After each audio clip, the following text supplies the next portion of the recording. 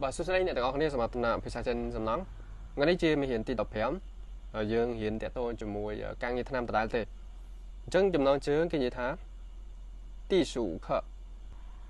有期上色顺序吧有期那个章也比thế nam bộ 上色上面它浪 rồi còn hàng lơ sợ mình thắp bỏ chân sang sợ mình thắp lang tham lang po lên chiang nhá xuân sĩ đầm nạ cao và tam đầm nạ cao một mùi trên đấy chân dụ chi sang sợ xuân sĩ mình đầm nạ cao này ca càng nghĩa liệp po tham chân chỉ nói chỉ mỗi gì nè墙壁面打磨清洁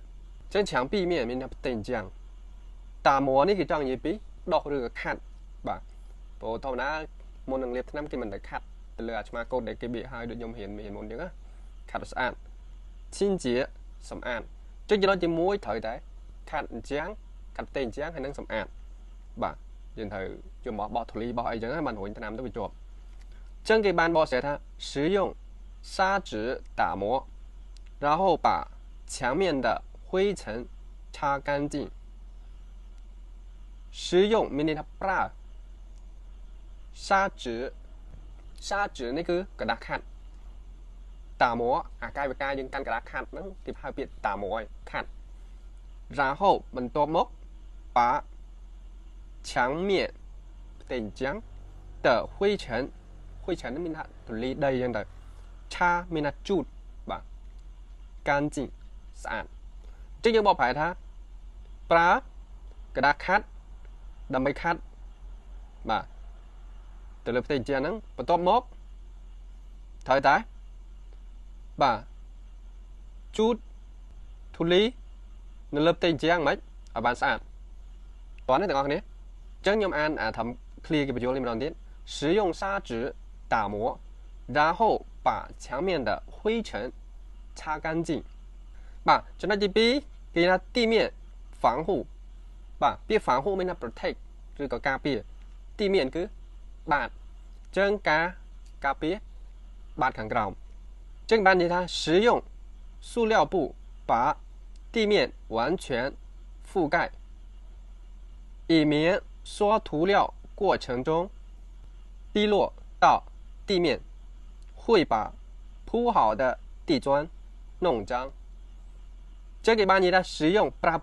มันเปียย่งยังเราเห็นปลาแต่ไป使用ปลา塑料布ไม่เนี่ยครับบ่เตียงกับสู้หรือก็สู้พลาสติกนั้นป่าตีเมียนป่านี่คือประโยคเดี๋ยวยมเราเห็นนะโยกกันหรือก็กลายเป็นการเดี๋ยวยมผ่าได้ป่าตีเมียนมีนับเตะบาดขังกราวนั้น完全顶มูล覆盖พิธา覆盖มีนักกรอบหรือก็บัดไปเลยมากรอบไปเลยจ้ะจังเกธาปลากระสูพลาสติกบ่กราลหรือก็กรอบไปเลยบาดเตยนั่งแต่มูลจังผ่ากำนัดกระสูนั้น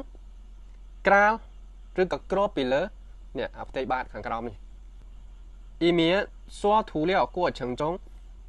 滴落到地面มีนี่ทำดำไปจีเวียง以免นี่มีนะจีเวียง刷มีนะเรียบน้ำ刷涂料มาเรียบน้ำ过程中กำลังเปย์ขนมกำลังเปย์อะไรจังเมาพอเปียก程中ก็เป็นมินิท่าขนมกำลังเปย์หรือกับหน้ากาวทวีมัวจังเมาตีโลมินะสระตึกน้ำสระไอจังเมาต่อตีเมียนđó đây rồi có đóตีบาน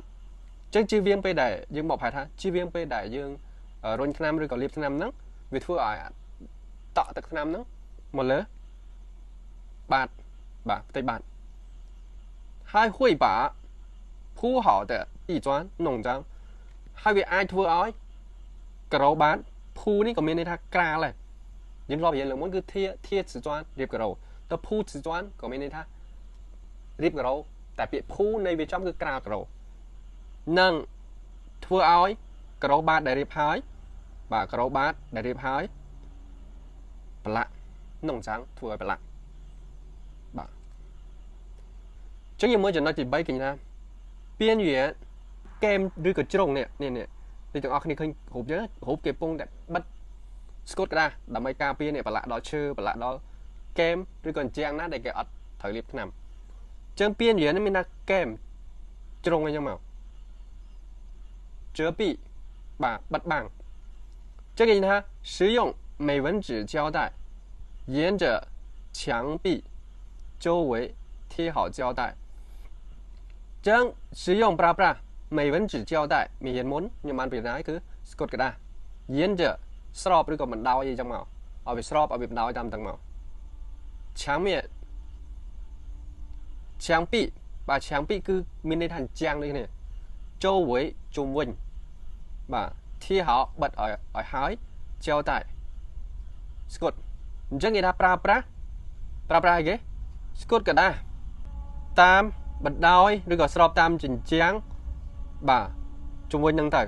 ធម្មតាកន្លែងណាដែលគេអត់ត្រូវលេបថ្នាំគេត្រូវបិទស្គត់ក្តារហ្នឹងហើយបាទទាំងពីដានទាំងកែមអញ្ចាំងទាំងជើងអញ្ចាំងក៏មកប្រឡាក់ក្រួយណា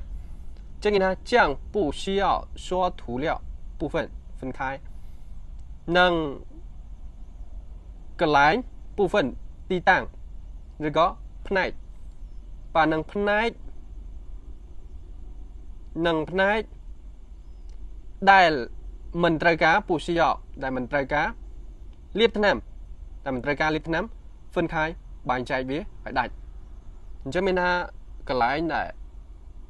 អត់ត្រូវលាបថ្នាំហ្នឹងគឺយើងបែងចែកឲ្យដាច់ដោយយើងយកអាស្គុតហ្នឹងមកបិទវាខាន់ទៅអូខេចំណុចទី4គេនិយាយថាឈីលា准备មកពាក្យថាថ្នាំមានច្រើនទាំងអស់គ្នាឈីលាមានថាថ្នាំដូចគ្នាឈីមានថាយកឈីលាមានថាឆៃលាគឺសម្ភារៈបាទការរៀបចំថ្នាំមាននឹងសម្ភារៈបាទឈីលាថ្នាំមានសម្ភារៈ准备រៀបចំចឹងគេនិយាយថា有期开罐前需要把盖子上的杂物清理干净以免灰尘混入有漆បាទចឹងខៃគាត់មានន័យថាបើកម្របយោឈីគេចង់និយាយពីថ្នាំ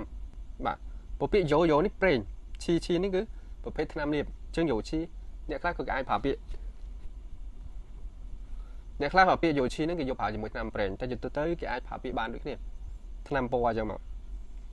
ឈានមុន需要ត្រូវការ把盖子មានថាកម្រប上ខាងលើបាទខាងលើកម្រប盖子上ខាងលើកម្របហ្នឹងចាអ៊ូគេចង់និយាយពីអារបស់អីវាអញញ៉ៃនៅលើកម្របដូចមានធូលីមានកតិកទីអញ្ចឹងឈីងលីបាទឈីងលីមានថាបាទសម្អាតវាស្អាតសម្អាតកានជីងឲ្យស្អាតអ៊ីមានដើម្បីជៀសវាងហ៊ុយឆិននេះមានន័យថាធូលីដីហ៊ុនរុមានន័យថាច្បោកច្បល់ចូលគ្នាយោឈីថ្នាំចឹងគេនិយាយថាមុនពេលបើកម្របថ្នាំត្រូវតែបាទសម្អាតរបស់របរឬក៏អ្វីដែលវាកតិកទីនៅលើកម្របហ្នឹងបាទកតិកទីរបស់កតិកទីញ៉ៃនៅលើកម្របបាទនេះទី7មកនៅលើកម្របឲ្យបានស្អាតដើម្បីជៀសវាងបាទអាធូលីដីហ្នឹងវាចូលច្រឡំចូលធ្លាក់ចូលនៅក្នុងថ្នាំពណ៌បាទការបកផែនេះវាពិបាកបន្តិចតែបើសិនទាំងអស់តែគ្នាស្ដាប់ពាក្យកលេសតន់ហើយបកតាមលេខរៀងដែលខ្ញុំប្រាប់មកគឺយល់ហើយតោះយើងមើលចំណុចបន្ទាប់ចំណុចទី5គេនិយាយថា搅拌涂料ពីថា搅拌នេះមានន័យថាកូរបាទ涂料ថ្នាំពណ៌ចំណុចទី5គឺកូរថ្នាំពណ៌គេនិយាយថា把涂料搅拌均匀បាទកូរបាទកូរថ្នាំហ្នឹងឲ្យសពព្រោះពាក្យជីញយហ្នឹងគឺឲ្យសពអញ្ចឹងយើងត្រូវកូរថ្នាំឲ្យសព拿来一块板材试涂អញ្ចឹងយកបាទក្តារ板材នេះក្តារមកប្រទេសមកក្តារមកដុំមក试涂ពាក្យថា试មួយម៉ាត់នេះគឺមានន័យថាធ្វើតេស្តធូនេះមកពីពាក្យថាធូលាគឺតេស្តថ្នាំអញ្ចឹងយកក្តារមកប្រទេសមកដើម្បីតេស្តថ្នាំ是否បាទទាំងអស់គ្នាធ្លាប់ប្រើពាក្យ是否នេះពាក្យ是否មានថាមែនឬក៏មិនមែនឬក៏是不是ក្នុងអន្តរជាតិថា是不是តែអានេះគេប្រើពាក្យ是否这是否与自己想要的效果一样这是否នេះមិនគឺមែនឬក៏មិនមែន这自己ខ្លួនឯង想要ចង់បាន效果គេចង់និយាយពីលទ្ធផលអ៊ីយ៉ាងដូចគ្នាអញ្ចឹងគេថាយកក្តាមមកប្រទេសហ្នឹងដើម្បីសាកតេស្តថ្នាំទី2មកដែលខ្លួនឯងចង់បានហ្នឹងថាវាដូចគ្នាអត់ថាតើវាដូចគ្នាអត់បាទព្រោះវា是否ជាសំណួរមែនឬក៏មិនមែន在进行正式的墙面期施工ចាំ进行ប្រតិបត្តិការ正式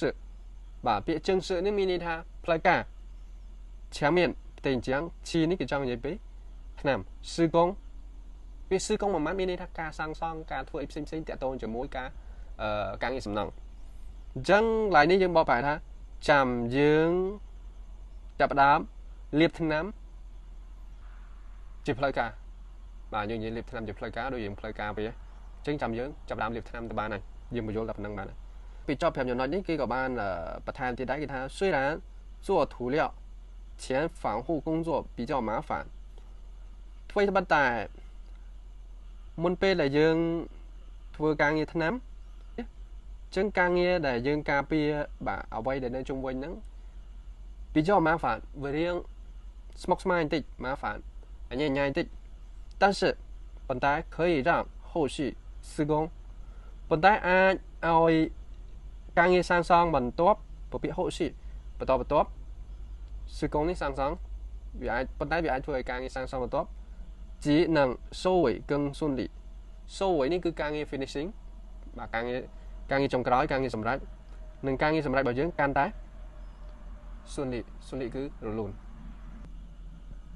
អូខេចាំមានថ្ងៃនេះខ្ញុំសូមសង្ខេបដំណឹងហើយបើសិនជាទាំងអស់គ្នាមានចង្អល់អីអាចសាកសួរបាន谢谢